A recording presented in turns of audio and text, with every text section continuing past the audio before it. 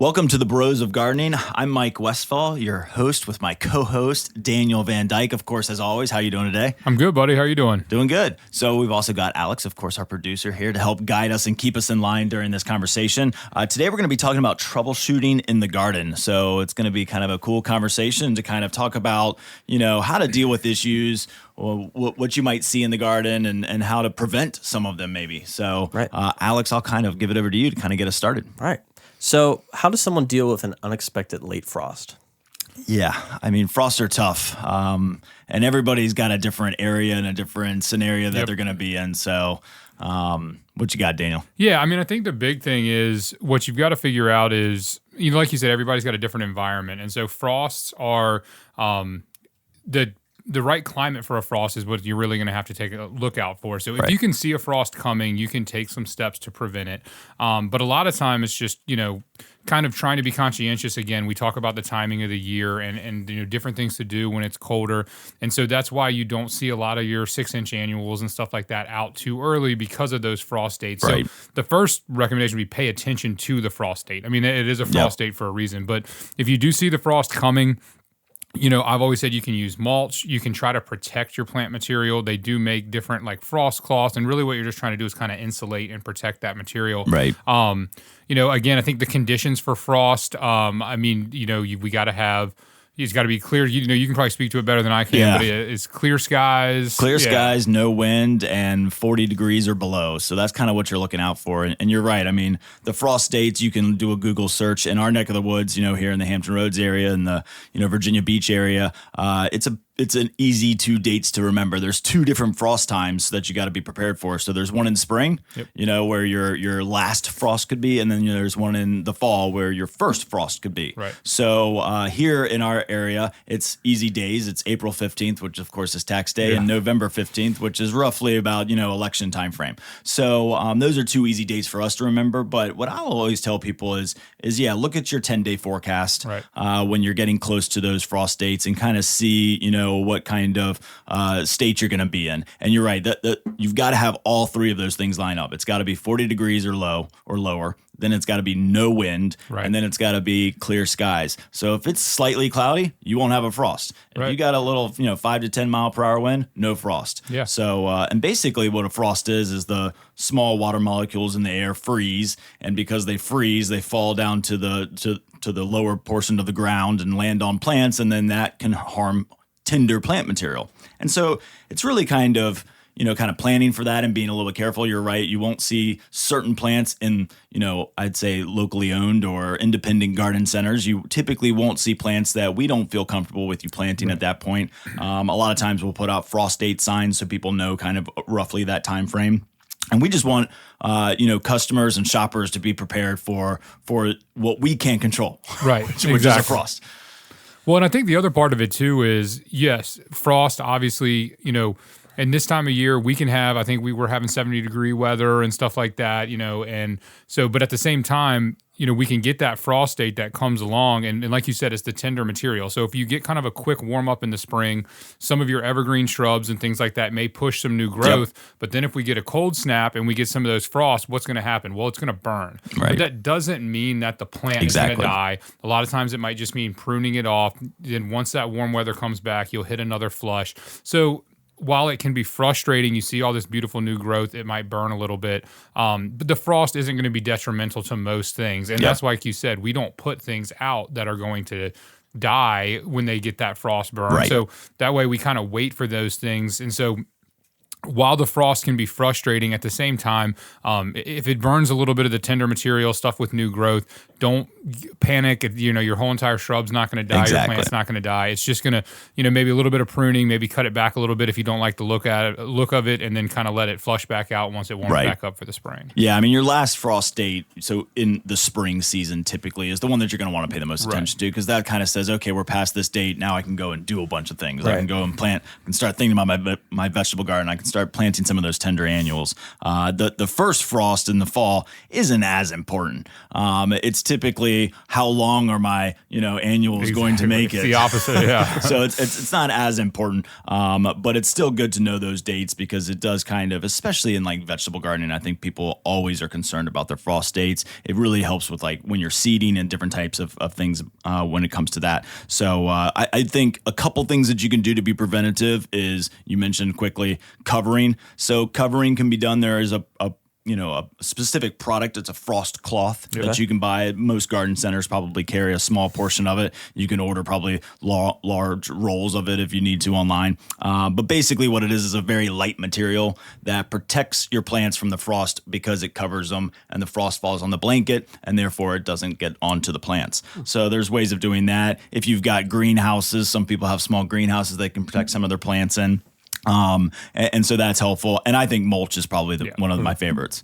Mulch keeps your temperature consistent. Now, it's not going to protect the top of the plant. Right. So if we have a hard frost and you've got tender plants out there that you've planted, at least the root system is protected with the mulch. The top, like you mentioned, Daniel, you can always do a little bit of trimming on to bring it back. Well, and again, we've talked about container gardening and stuff like that too, and that is one of the advantages if you do go with container gardening is you can pull the containers up tight to the house and get them a little bit more protected, or even pull them into the garage if you're really worried about it and things like that. Same concept. You're just trying to protect that material. It's not necessarily the cold weather, but it is that frost and stuff like that. So, anyway, like I said, there's a lot of different ways to do it. I wouldn't be overly alarmed. Just pay attention to your frost date, and that's really all you can do, and just kind of in preparation for it. Yeah. Excellent. Okay.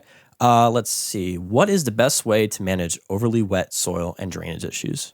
Well, this is right up your alley. Yeah. So we have two different approaches. Obviously, in the Tidewater area, we have a lot of low-lying areas and waterfront areas that deal with wet soils. And then a lot of times people, any number of people have had low spots and drainage issues in their yard. And so there's really two different ways that we look at attacking it. The first way when just managing the soil, which Mike, plenty about as well, is just, amending that soil. You can do different things to try to help with the drainage of your soil, adding in perlite, adding in soil perfector.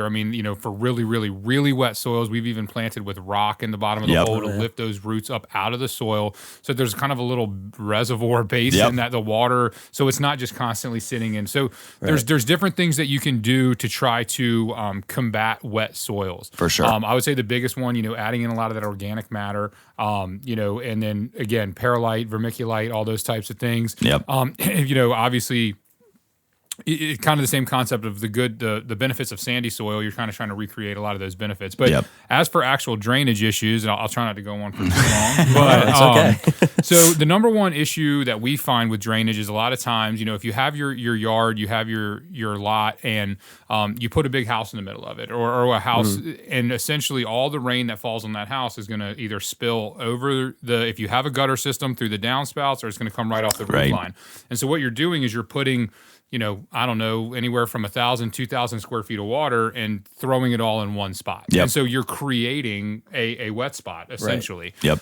So there's different ways to combat that. So the first way we always start trying to tackle a drainage issue is by controlling the water flow where we can. So if you have a downspout, it's piping that downspout out. Right. It can be just basically trying to get that water where it's supposed to go. Usually the water is supposed to grade on a lot towards one area. Right. It could be through the city sewer system. It could be a water reservoir in the back. There's a lot of different options, but essentially you want to get the water away from your house and have it, a steady kind of sheet drain of water through the yard.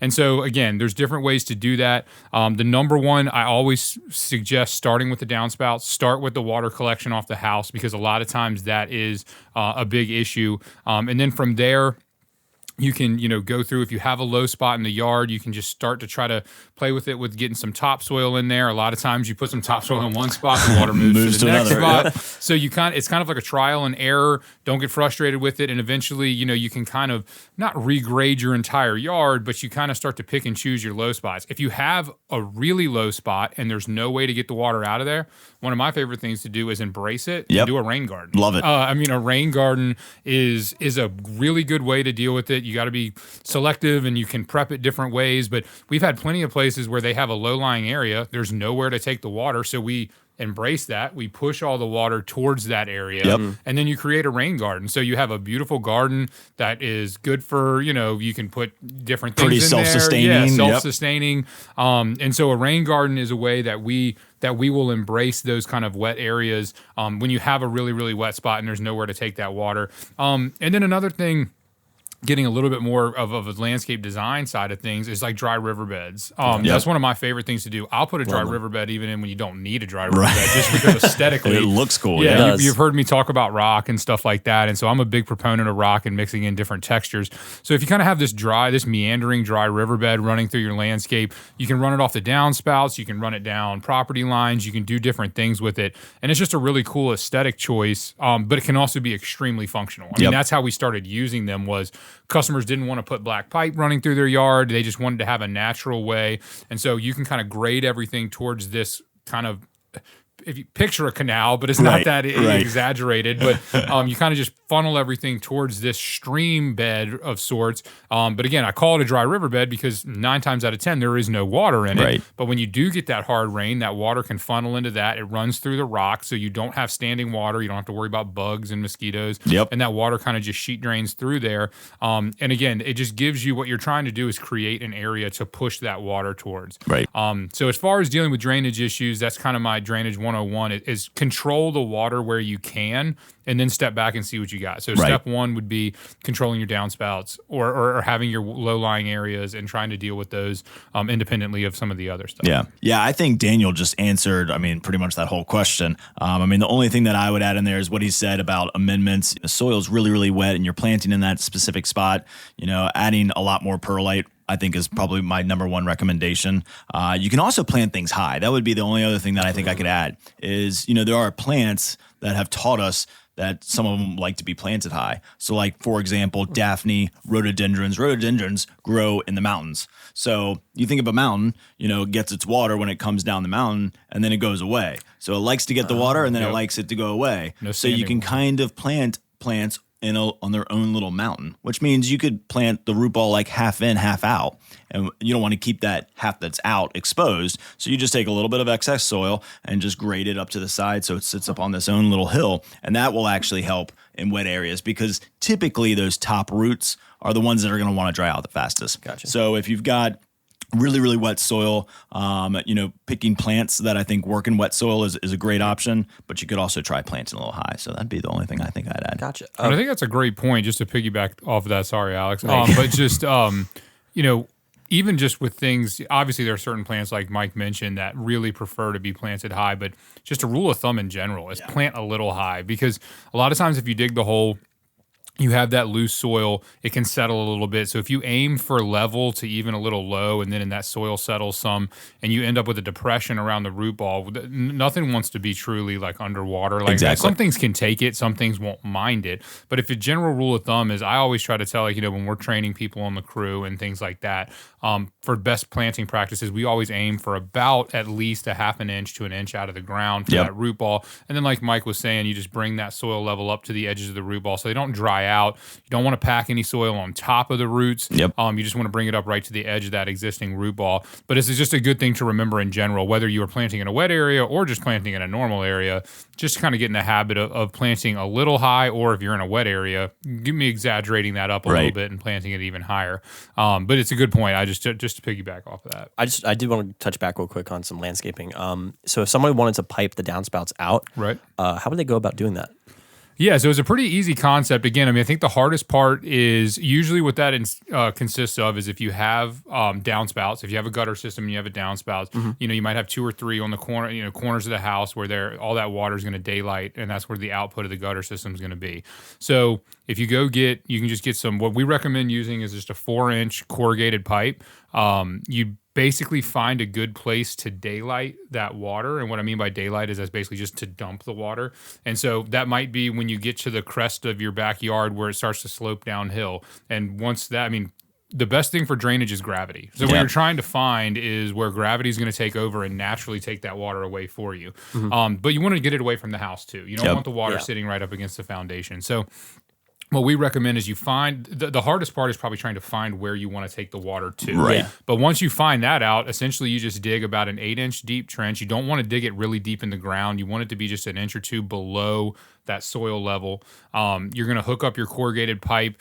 If you go, some local garden centers may have it, but some of your local hardware stores and stuff will have it too. You get, downspout adapters. They'll have everything that kind of hooks together into that corrugated pipe. You run it out where you want to go, and then you can either just daylight it and dump it. They have pop-up adapters and different ways to kind of disperse that water. It's a pretty easy system to use, and it's very effective. And again, the big thing is you're getting the water away from your house, and you're not creating just one big wet spot, that's going to cause you issues. And so that's the big thing, I think, is just trying to find where nature's going to take over and you're going to have that natural fall. And once you find that, then you're, like Mike was saying, on the side of a mountain, you're not going to have, gravity's going to win. And so if you can find that low-lying area and get that water out of there to a place that has good drainage and good fall, that's all you're trying to do. Gotcha. Thank you. So what would you say is the best way to prevent transplant shock for young plants? Oh, yeah. I mean, certainly, that is a big issue, I think, especially for beginner gardeners that aren't quite sure what to do. And you might go and look up like older videos or ideas of like, I always love the slicing of the root ball. I mean, that used to be, I think when Daniel and I first started, it was almost kind of at that time kind of phasing out. So it's older than 20 years for sure, where it was take a knife and slice the side of the root ball up. And that was to hopefully generate new root growth, which would help the plant establish faster, but it's been determined that that's actually not good for it. So we just talk about roughing it up, just taking, I usually take like a stick or I find a pine cone or something just to kind of rough up the sides of the root ball to kind of get your roots flared out. Because the idea is you don't want to take a plant out of its pot and plant it right in the soil because the roots don't know that it's in a new home and then it can expand its roots out. So you got to flare some of those roots out so that it's actually going to dig into the soil. Otherwise, those roots could just spin and spin and spin and eventually choke itself out. So that's not necessarily transplant shock, but if you do slice up your root ball, that's not going to help. I think Biotone is probably my all-time favorite product for getting roots generated, getting a plant to kind of deal with that transplant shock. So what is transplant shock? I guess we could start there. Sure. It's living in a home. It's in its home. It's been grown in that home environment for a very, very long time. And so it loves this pot. It loves the soil. It loves the water that it's getting, the nutrients that you're feeding it. And then all of a sudden you take it out of its home environment and you put it in a new home and it's shocked. Yeah, cool. So it's how do you take that shock off of it? And Biotone has just got beneficial bacteria and mycorrhizae and all these different things that kind of help kind of generate root growth. They form a symbiotic relationship with the root system that lasts for the life of the plant, really. And so they pull things away from the plant that the plant doesn't want and they give things back that the plant does want. So Biotone is a great, safe, light formula that I absolutely love. And I think that really helps with transplant shock. Yeah, I mean, I was going to say, Mike actually is the one that turned me on to Biotone, and we've started using it, and we saw the effects of it. What I like about it is it's safe to use, like it's a light formula, so you don't have to worry about really what you're using it on, which just makes it easier. It's one product that you can use, and you can use it across different types of material. So yeah, Mike turned me on to Biotone, and I haven't looked back since. So that would be the big thing. And again, I to go back to some things I've talked about is just amending the soil in general. Like Mike said, what you're doing is you're taking that plant out of its home that it's grown in, it's been comfortable in. It's obviously cared for, gets watered regularly. It's under irrigation a lot of times, and you're putting it into the yard a lot of time into the environment, whether that's the heat, the cold. It's going to be a little bit more of a severe environment a lot of times. And so really what you're trying to do is make that transition, that acclimation period as easy as possible. And so I think by amending the soil, giving it a home, digging the root ball the right size, we always say, trying to, dig the root ball at least 2 to 3 times the size, dig the hole rather 2 to 3 times the size of the existing root ball. Because what you're trying to do is get that amended soil, some of that loose soil to, like Mike was saying, when you rough up that root ball, what we're really trying to do is just encourage root growth into the existing soils and get that plant to get established so it can be more self-sufficient. And just having that is going to help with the transplant shock as well. But at the same time, kind of on the adverse side of that is also your timing. We talked about the frost date earlier. While yes, it can be, not so beneficial when it's colder, but sometimes cold weather can be a perfect time if you're truly transplanting, something that you have in your yard that you're going to move around. It might not necessarily be a new plant that you just bought, but maybe you want to rearrange some things and you're going to dig it up and move it over. Well, when it's cold outside in the wintertime, things are dormant. That's a perfect time to transplant. Yep. You can still do it in the spring. You can do it in the fall. You may try to avoid doing actual transplanting in the summer, right, because you are going to be digging and cutting some of those roots inevitably. So I think just paying attention to it and then just making sure it has plenty of water and stuff like that, just to try to, again, make that first couple weeks after you plant as easy as possible and as stress-free as possible. It's going to be stressed out enough, as it is. So just whatever you can do to kind of reduce that amount of stress is probably going to be the best case for you. Yeah, I mean, I'm glad you brought that up. I literally am like so retail centric that I'm like, transplant shock is going from a pot to the ground. But yeah, you're right. I mean, moving plants around in your yard, I mean, that is certainly going to cause a shock, because when you move a plant, you are going to cut through roots and you're going to damage that root system. It's just inevitable. You have to do it. Now, you're going to try and get as much of it as you possibly can, but when you do move them, you're going to cut some. So it's timing is really important, and kind of goes hand in hand with planting. Specifically trees and shrubs, we'll always recommend fall is the best time, but your best selection's typically going to be in the spring. So, a little bit contradictory there, but, it's timing. And then I'll say with transplanting and with, whether you're going from a pot to the ground or going from one spot in your yard to another spot, Super Thrive is like my all-time favorite product. It is awesome. It is not a plant food. It is a vitamin supplement, and basically it just takes the shock off of plants. Hence what we're talking about, transplant shock. So Super Thrive is my all-time go-to, because what it is it's not a food. And I think a lot of times when people see a plant struggling, they say it must need to be fed, which sometimes it is. I'm not saying it's not, but sometimes if it's struggling for unknown reasons, I've had it for many, many years, or I've been feeding it and it's not working, then Super Thrive really, really helps, because it just takes that shock, whatever that plant's going through, and kind of shakes it loose of that and allows it to kind of, go free again. A lot of bonsai growers use Super Thrive because bonsais are constantly kind of stressed out, shocked plants, because they're these bigger plants in these tiny little pots and their roots are being cut fairly often. So Super Thrive is kind of my go-to. And then my last thing that I'd add is don't baby your plants.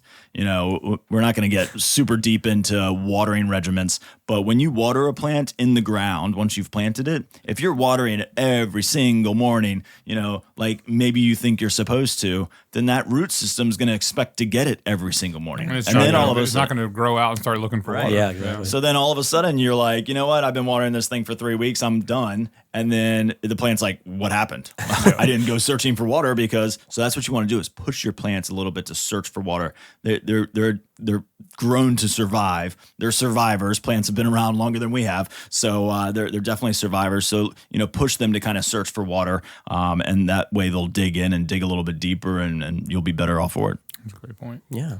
I think that's it for me. What about you guys? Any other tips?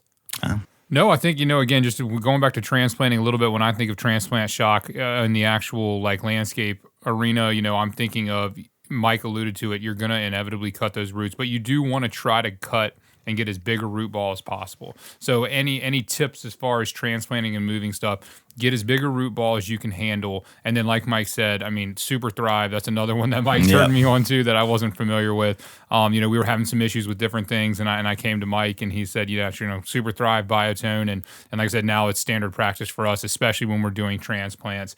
And so I think all that's great advice, and just again, do what you can, but like Mike said, let those plants dry out a little bit and try to get them to search for some water, because a lot of times people will overdo it with the water, and then all of a sudden the plant's not ready, because they'll water it through spring and then the summer heat hits and they think they're done, and that's pretty much the worst possible timing and combination. So it's a great point as well. Yeah, and I think, just in general, if you're having trouble in your garden, like we've said multiple times on this podcast, is talk to your local garden centers. Yes, They're going to have the answers for you. We only touched on 3, but 3 of, I think, the very, very important topics. Drainage is a huge problem and very difficult for a lot of people to understand. I certainly don't know how to move water as well as you do, Daniel. But some of these things are really, really important. And certainly if you've got more questions, or topics that you want us to talk about in the future, definitely let us know. Yeah. You can drop a line on our YouTube channel in the comments, or wherever you see us. go onto our website. And thank you for joining us. And thanks, guys. This was a great discussion. Yeah. All Absolutely. right. Next week, we're going to be talking about fighting disease and pests in the garden.